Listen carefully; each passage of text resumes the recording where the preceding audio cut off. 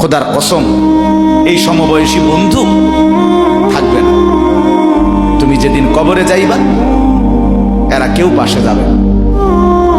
তুমি যেদিন হাসরের ময়দানে দাঁড়াইবা, সেদিন কেউ দাঁড়াবে না তোমার সাথে। তুমি যেদিন আল্লাহ তাআলার মুখোমুখি হতে হবে, সেদিন এই বন্ধু কেউ থাকবে। ফাইদা নুফিখা ফিস সূর ফালা আনসাবা বাইনাহুম ইয়াওমাইদিন ওয়ালা ইয়াতাসাআলুন। আল্লাহ বলেন, ইসরাফিল যখন দ্বিতীয়বারে সিংগায় ফু দিবে, আমি আল্লাহ হাসরের মাঠ কায়েম করব, তখন এই হাসরের ময়দানে দাঁড়িয়ে কেউ কাউকে আত্মীয়তার, বংশের, সম্পর্কের কোনো পরিচয় দিবে না।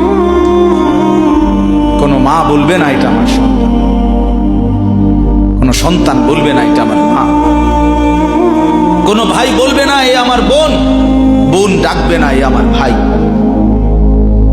ওয়ালা ইয়াতাসাআলুন, কেউ কাউকে জিজ্ঞেসও করবে না কেমন আছে, কে কারে জিজ্ঞাসা।